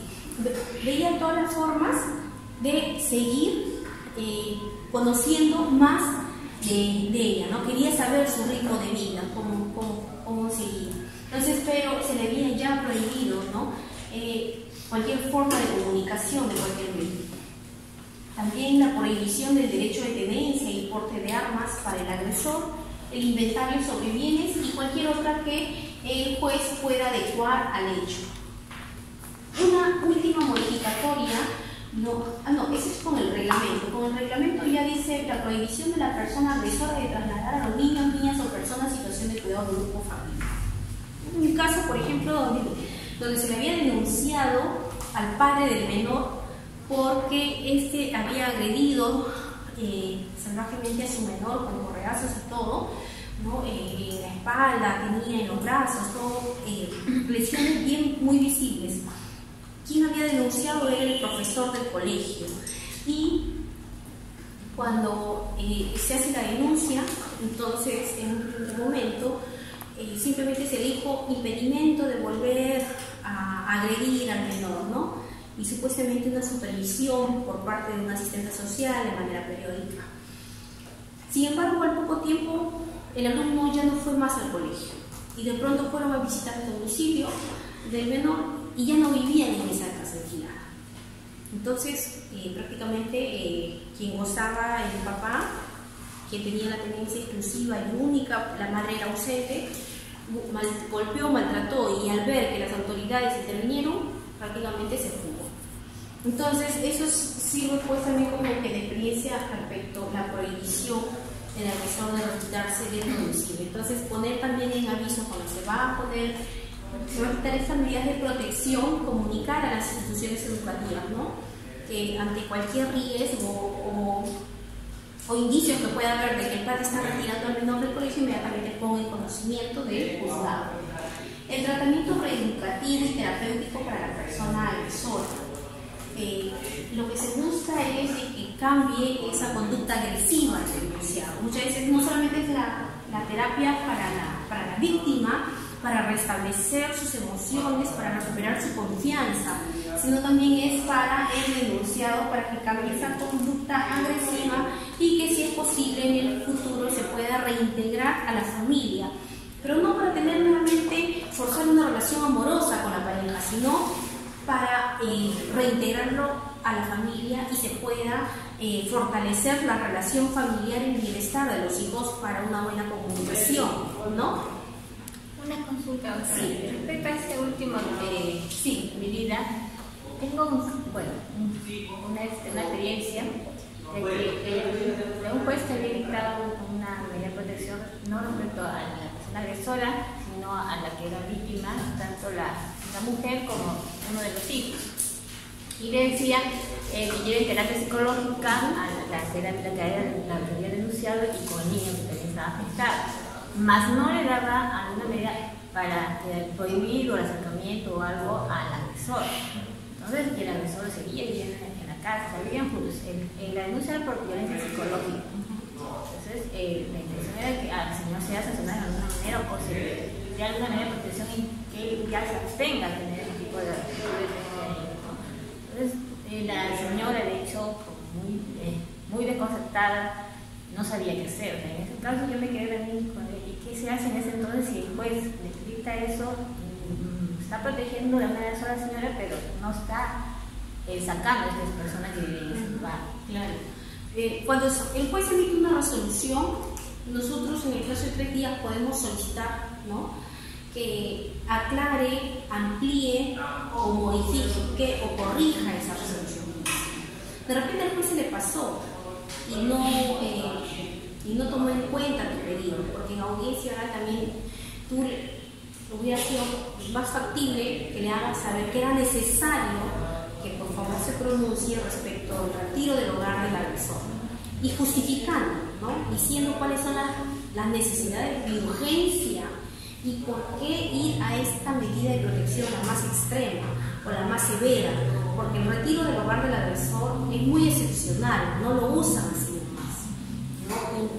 Porque muchas veces el agresor alega, esa casa es la que yo he comprado y ella nunca me ha dado ni un sol, ¿y cómo me va a sacar a mí?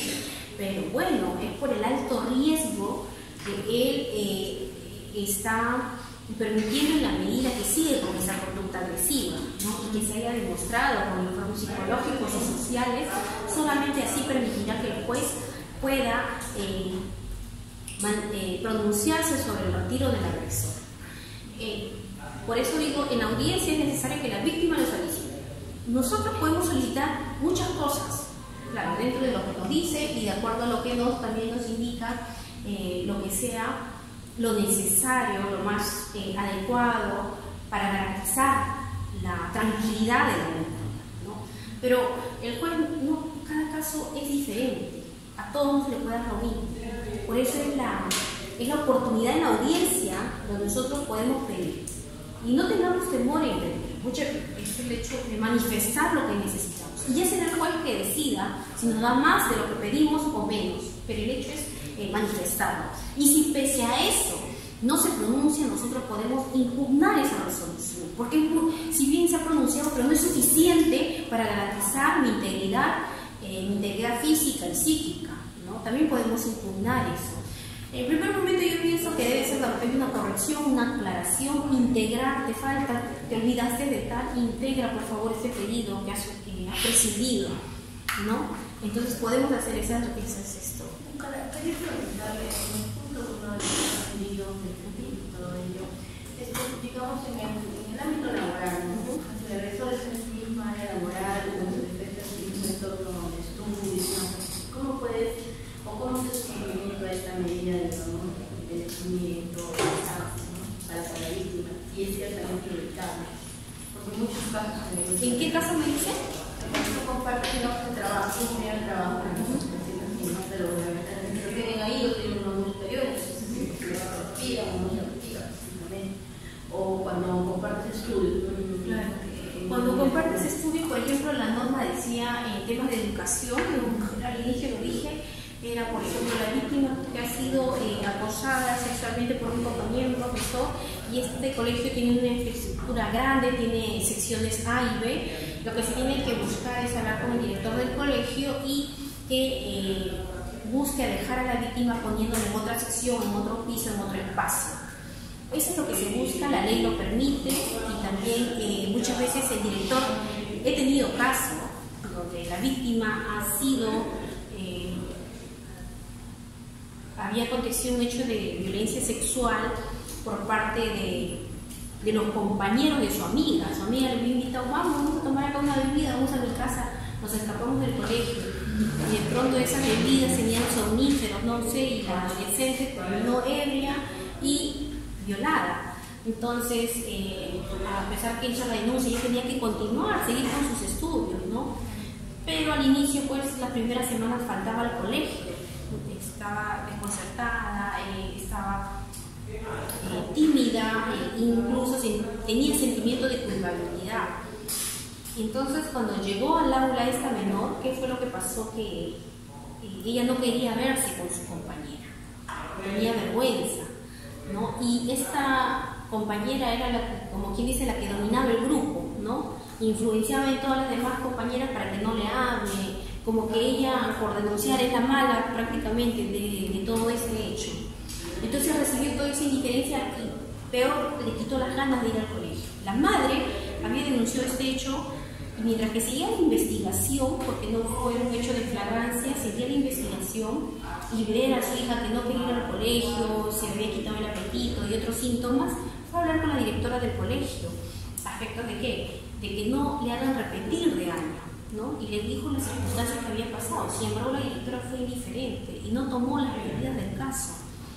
Entonces, bueno, mientras que seguía la investigación, ya la señora pues fue muy derrotada prácticamente al juzgado, ¿no? Seguir todo ese cauce y ahí es donde recién comenta todo lo que había pasado y pese a que la misma madre de familia había ido, le había contado, había hablado con la doctora, con la directora, fueron totalmente indiferentes y a pesar que ya estaba en vigencia la ley 3364 con más de un año de vigencia y tuvo en ese caso pronunciarse el juez de familia y disponer, ¿no?, de que esta menor sea cambiada de aula, que asimismo, si es posible, ¿no?, también respecto a que no sean rigurosos en cuanto a la evaluación de la menor. ¿Qué es lo que le lleva a la madre de la menor a hablar con todos los del colegio? Porque iba a repetir el año. Y pese a ello, esta indiferencia por parte de las autoridades del colegio, a pesar que se le había contado este hecho, decían, no, pero la niña tiene que venir. No, esto no puede ser de que esté faltando. O sea, no podían entender, no se ponían de repente en esta situación.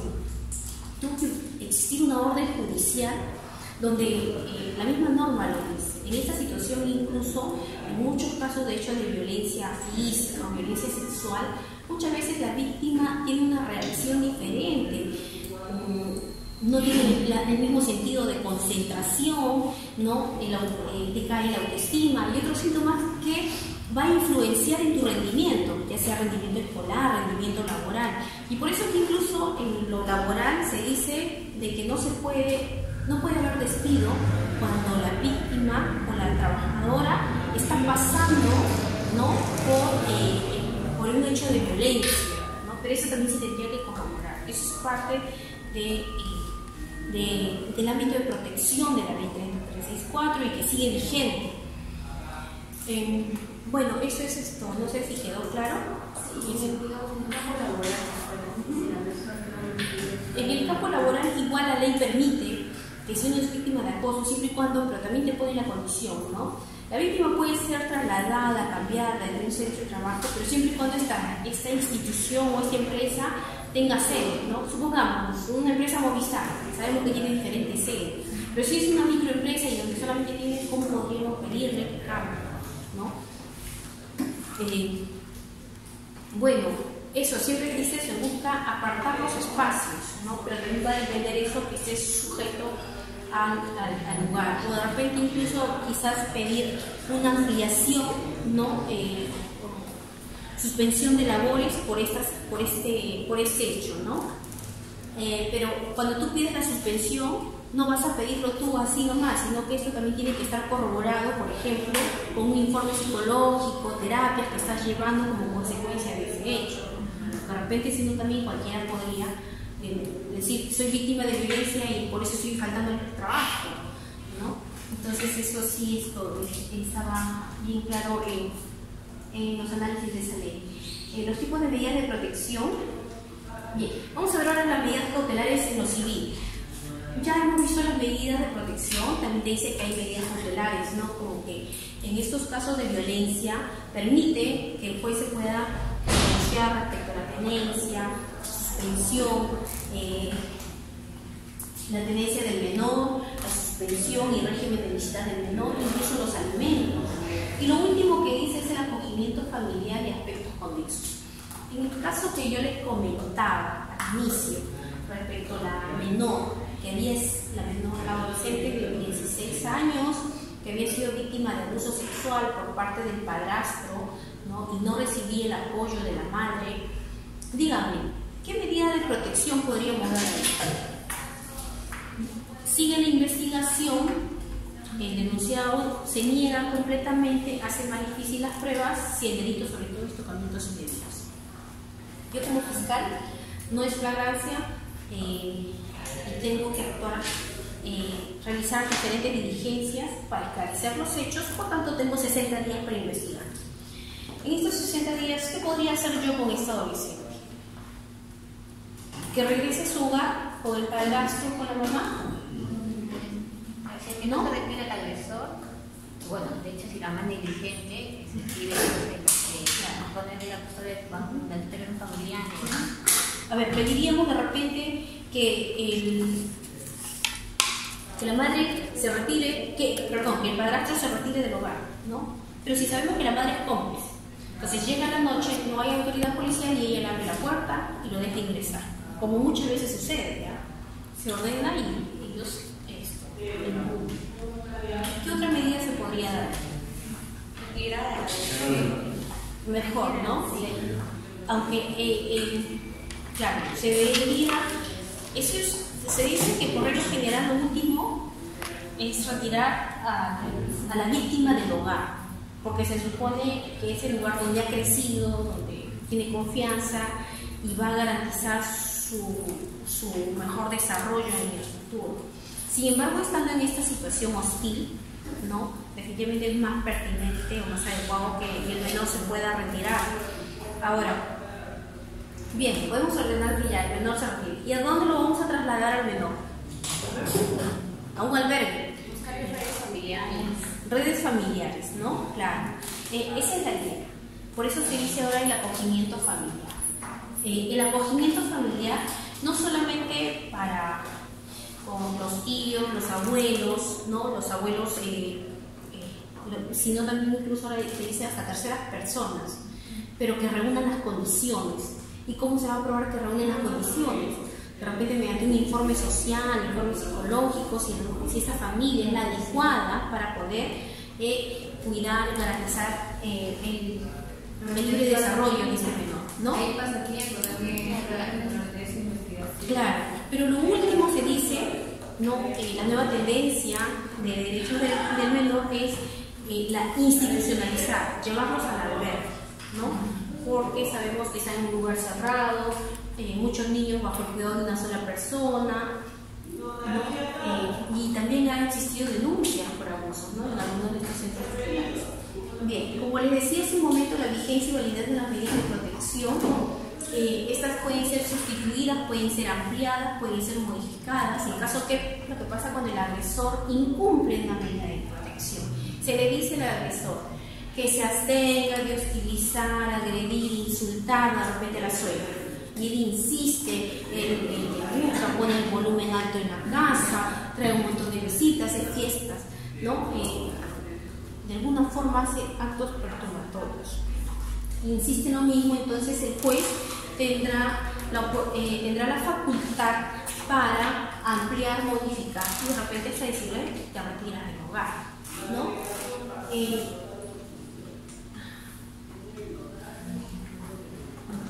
Vamos a ver ahora cómo lograr que estas medidas de protección sean más efectivas. Tenemos el artículo 53 del Código Procesal Civil que dice: si el juez de familia verifica que estas medidas de protección no se están cumpliendo cabalmente, ¿no? Entonces él puede ordenar que se le imponga una multa al agresor. Claro, si el agresor es un profesional, no bajo planilla, no le va a convenir que lo multe. Y ya en caso extremo se ordena detención hasta por 24 horas. En el caso de aplicando el Código de Niño Adolescente, de repente la madre que restringe el acceso del derecho de visitas del padre con el menor, ¿no? Y es reincidente en esta conducta, o viceversa también. Ahora hay padres que también tienen la custodia de los menores.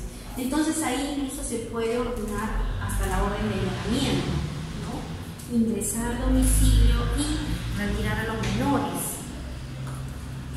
Bueno, pero esa es una medida también muy extrema. Siempre hay que buscar realizar los apercibimientos de manera progresiva. Pero ¿cómo se va a aplicar? El juez no va a ser de oficio.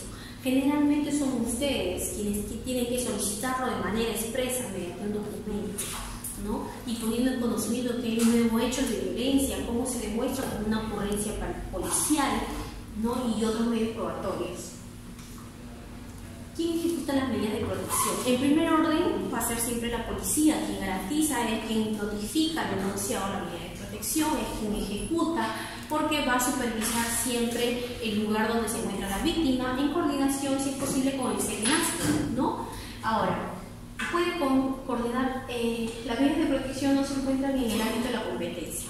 Estas medidas de protección también tienen ámbito de aplicación a nivel nacional. No solamente, si a mí me dictaron medidas de protección en la jurisdicción de Breña, no significa que solamente ahí yo voy a estar protegida. Voy a estar protegida en cualquier lugar. Si me voy a visitar a la casa de mis abuelos y de repente ahí me está persiguiendo, acosando mi ex conviviente, contra quien tengo medidas de protección, puedo yo recurrir, ¿no?, al otro distrito donde yo esté dirigiéndome.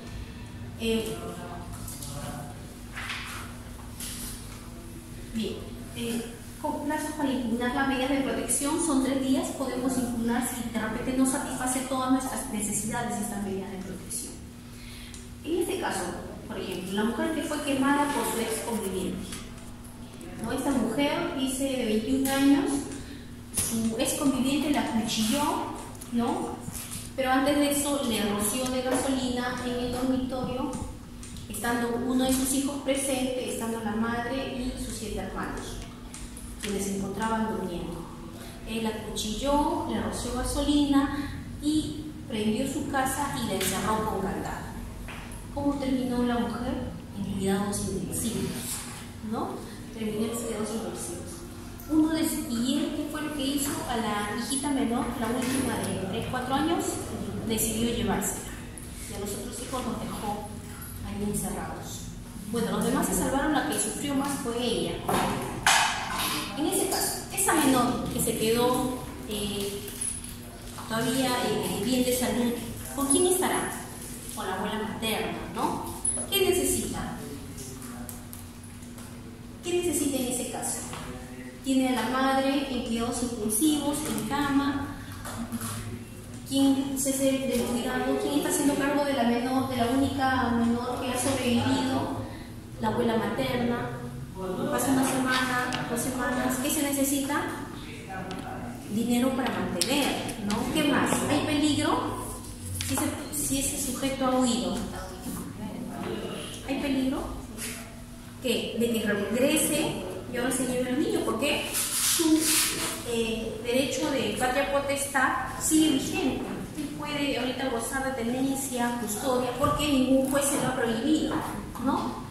Entonces puede llegar a su domicilio y llevarse a la menor y huir. Por tanto, ¿qué necesita esta señora?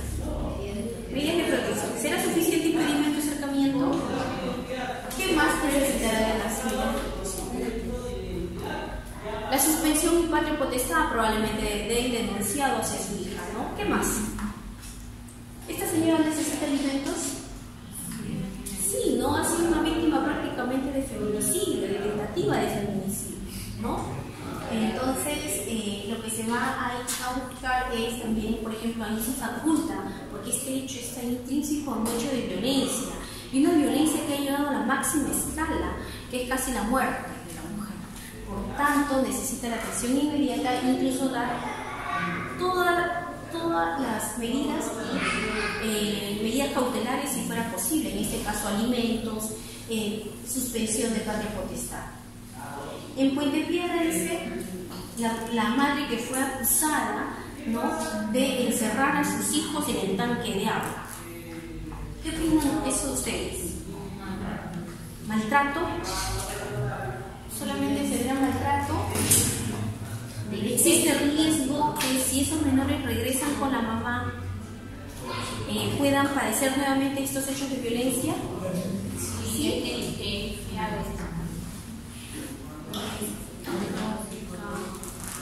¿Pero será negligencia o será que ella ha realizado una acción? Ha trasladado a los menores hasta arriba y encima los ha metido. ¿Ese es su deber? ¿Ese es su rol? Negligencia hablamos que tiene un rol, una obligación de hacer y no lo hace, pero acá está haciendo algo en contra de las buenas costumbres, algo en contra de la ley, que atenta a la integridad. Esta es una acción, ¿no? A mi parecer existe un peligro. Habría que buscar de repente al padre biológico. Para eso siempre contamos con el apoyo del Centro de Emergencia Mujer. Nos ayuda a comunicar al padre biológico o al otro familiar. Por ejemplo, ahí también aplicar el acogimiento familiar, ¿no? No nos vamos a limitar a medidas de protección. Ay, señora, le digo que no se acerque nuevamente a sus hijos. Y chao. ¿No? ¿Qué le podemos decir? ¿No? De repente que esa señora siga con una terapia psicológica, ¿no? Si en el proceso penal la han dejado libre, ¿no? Si en el proceso penal la han dejado libre, entonces lo mejor es que esos menores no regresen por ahora temporalmente con la madre, porque ya es una conducta agresiva del máximo nivel, me parece. ¿Cómo puede ser un hecho así? Y más bien que reciba una terapia psicológica y buscar un familiar cercano, tíos, padrinos por parte de los menores, ¿no? Hasta que posteriormente la madre pueda dejar esa conducta agresiva. Amarró a su hijo en un parque de Huancayo. ¿Qué opinan ustedes? Esas son las formas de corregir a los hijos, porque yo quiero salir, de repente muy inquieto ese niño, así que lo amarro mejor. Así se corrige, así se hacen las cosas. O estoy yendo más allá de lo que corresponde, ¿no? ¿Qué estoy demostrando ahí? Es una conducta violenta, ¿no? Una conducta agresiva que atenta contra la libertad, la dignidad de un menor, ¿no? Este es el caso de lo amarró en el parque. El otro niño, hace unas semanas vimos que lo había amarrado en la cama, ¿no?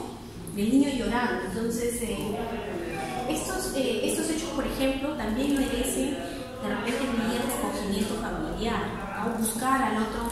Muchas veces, y estas situaciones muchas veces ocurren porque tenemos todo el poder se le da solamente a la madre, tenemos padres ausentes, ¿no? No se permite el apoyo, el control del otro padre que pueda supervisar el cuidado del menor. Entonces ahí podríamos dictar medidas de protección, ¿no? Como el acogimiento familiar, más allá del impedimento de acercamiento, más allá de la terapia psicológica, de repente una suspensión temporal de la tenencia y custodia, ¿no? Bien, la transición a la etapa sancionadora. ¿Cómo empieza esto? Como les decía, el juez de familia es el que dicta o no medidas de protección y este expediente íntegro lo va a remitir al fiscal penal, en caso que sea delito. ¿Bien? Y es el fiscal penal el que va a calificar este hecho y en caso de encontrar indicios, ¿no?, de un hecho criminal, entonces va a realizar diligencias para investigar esos hechos. Una vez que ya ha recabado suficientes elementos de comisión, va a formalizar una denuncia. Cuando formalice una denuncia del juez penal, no se va a llevar a cabo una audiencia de presentación de cargos donde el fiscal va a oralizar los hechos que se le imputa al denunciado, ¿no? Y entonces en esta audiencia es el juez el que va a declarar si procede o no esta formalización de denuncia, ¿no? Y en algunos casos en esta misma audiencia de presentación de cargos, en algunas veces el denunciado, al ver que ya es asesorado por el abogado y al ver que todas las pruebas reúnen en su contra, muchas veces accede a colaborar con un juicio rápido que se llama una técnica de determinación anticipada. Permite que el juicio se lleve de manera rápida, colabora con la administración de justicia, ¿no?, acepta los cargos, manifiesta su arrepentimiento, esta conducta delictiva se corrobora con otros elementos de prueba y se llega a una sentencia. Eso es en algunos casos que pueden terminar el proceso judicial penal así.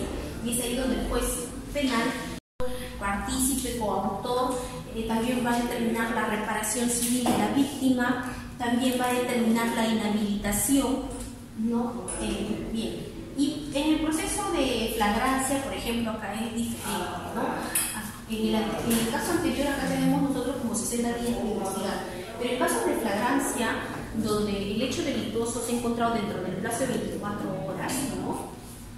En ese caso, por ejemplo, pues el fiscal reúne todos los medios probatorios, ¿no? De repente el hombre que quiso ingresar ebrio al domicilio de la mujer, ¿no?, se metió por el techo de Ternide en un piso, como la casa de un piso, se metió por el techo de Ternide ebrio a la fuerza, sabiendo que su ex conviviente ya no lo acepta, lo rechaza, ya no quiere retomar la relación y él aprovecha su estado de embriaguez para meterse por ahí, violentarla, forzarla a estar con él, pero frente al rechazo le amenaza con matarla, la golpea, ¿no? Y ella al pedir auxilio recibe todo el apoyo policial a las 2 horas.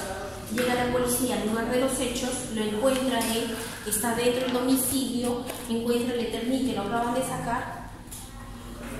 En principio recibe la declaración de la agraviada que le dice cómo sucedió y esto el policía lo puede corroborar pues con esta persona que está ebria, que de repente tiene rasguños al momento que se ha metido por la pared. El Eternit que está movido, ¿no? Entonces con todos estos, la declaración y otros elementos que se pueden corroborar, faculta al policía hacer una detención en flagrancia.